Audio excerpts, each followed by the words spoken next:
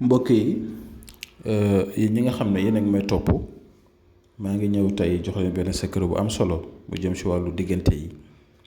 muy couple yi nga xam ne ñaareel danay faral di am ay jafe-jafe moo xam ñàkk a déggoo moo xam itam wanante ginnaaw wala ngay sëy ak nit nga gis ne mbëggeelam ci yow dafa wàññeeku wala nit ki ni mu la desee ni mu la war a bëggee dëgg des na wala ni mu la waree joxe cër jox la ko bopp des na. ñaareel da ngay gis góor yu koy dund ak jigéen bu fekkee da nga bëgg loolu nag saafarawu déglu ma bu baax secret bi ma leen di jox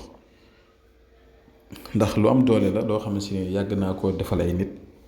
gis naa ne itam ne am na njëriñ kon moo tax ñu ñëw tey di ko séddu yéen kon yow mi koy def jubluwaay bi na nekk farata rek képp ku la wan ginnaaw boo ko defee dana dellu si képp koo bëgg a sëyal nga bëgg mu bëgg la lool incha allah ba lépp loo xam ne yaa ngi koy mébét seen diggante mu am defal secret bi waaye toujours rek na nekk jubluwaay bi na nekk farata bu leen ko def si fi caaxaan na nekk farata bu ko defee ñun ñu mën see am tuyaaba te ngeen partagé ko pour mën a jëriñ ñeneen ñi incha allah pour ñi nga xam ne nag ñu ngi bëgg a seetlu seen mbir moo xam sa mbir nga bëgg a seetlu wala lu jëm si wàllu diggante wala lu jëm si wàllu biddiw ndax sa biddiw ak ki ngay bëgganteel wala ki ngay sëyal ànd na wala déet mën ngeen ñu yónnee message am na whatsapp numéro boobu noonu 76 605 63 19 mën nañ leen ko xoolal incha allah kon li nga war a bind mooy li nga gis na seen écran lii feuille boobu noonu ngeen gis ni nga ko gisee nii nga koy bindee si digg bi nag am na ñaari si digg bi noonu ngeen gis noonu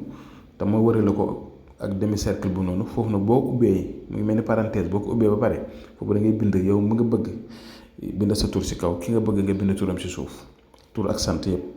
waaw soo paree nag nga tëj ko parce que dama ko ubbi si kaw ubbi ko si suuf soo paree da nga koy tëj si kaw tëj si suuf nga lem ko ba mu nekk téere nga ut wëñ bu xonq nga lëmasee ko boo koy lëmas nag da si ñaan lépp loo bëgg nga ñaan ko si nga ut benn soble nga jël téere bi comme ni ma ko defee nii nga dugg si biir doomi soble bi boo ko dugalee si biir doomi soble bi nag ba pare nga jël beneen